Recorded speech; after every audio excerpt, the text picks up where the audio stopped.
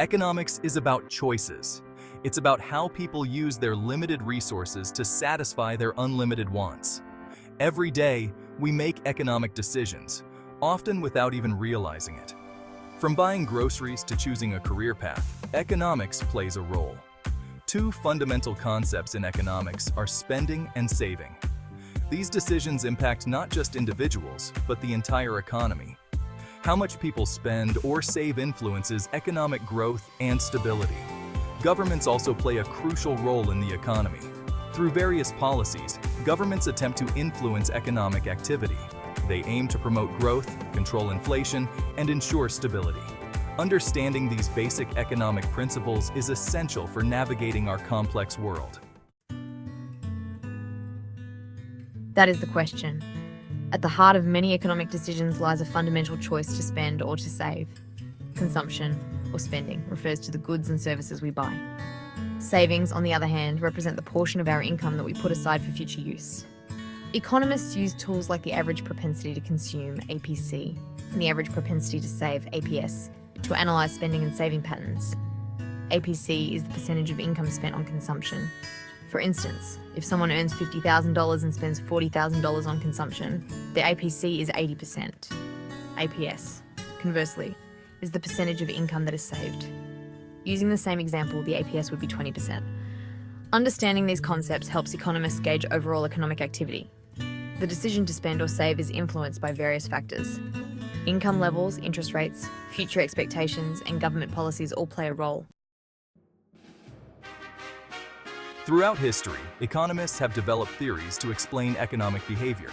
Two influential figures are Murray Weidenbaum and Thorstein Veblen.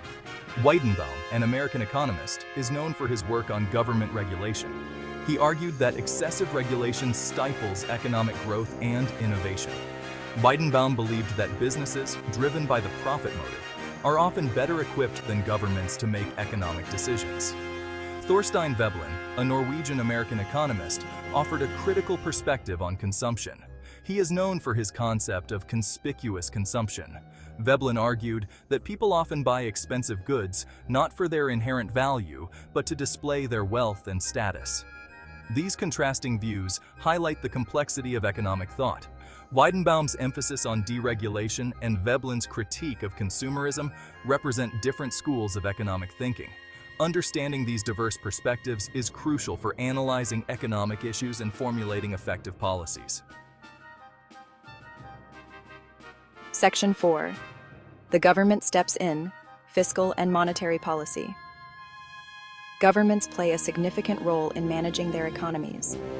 They use two primary tools: fiscal policy and monetary policy. Fiscal policy refers to the government's use of spending and taxation to influence the economy. When the government wants to stimulate economic growth, it might increase spending or cut taxes. Conversely, to combat inflation, it might reduce spending or raise taxes. Monetary policy, on the other hand, involves managing the money supply and interest rates. Central banks, like the Federal Reserve in the United States, are typically responsible for monetary policy. By lowering interest rates, central banks can encourage borrowing and spending, thus boosting economic activity.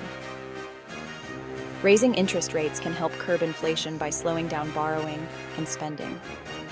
Both fiscal and monetary policies are essential tools for governments to achieve their economic objectives. The choice of which policy to use and when depends on the specific economic circumstances. Section 5, a balancing act, price ceilings and price floors. In addition to fiscal and monetary policy, governments sometimes intervene in markets by setting price controls. Two common types of price controls are price ceilings and price floors. A price ceiling is a legal maximum price that can be charged for a good or service. Governments typically implement price ceilings to make essential goods like housing or medicine more affordable. A price floor, conversely, is a legal minimum price. Minimum wage laws are a common example of price floors. Governments use price floors to protect workers and ensure a living wage. However, price controls can also create unintended consequences. Price ceilings can lead to shortages if the ceiling is set below the equilibrium price. Price floors, on the other hand, can result in surpluses if the floor is set above the equilibrium price. Section 6. Understanding our economic world. From spending and saving decisions to government interventions, economics permeates our lives. Understanding fundamental economic principles like APC, APS, fiscal and monetary policy, and price controls is crucial for navigating today's complex world. These concepts help us comprehend how individuals, businesses, and governments interact in the marketplace. By grasping these ideas, we can make informed decisions as consumers, voters, and citizens.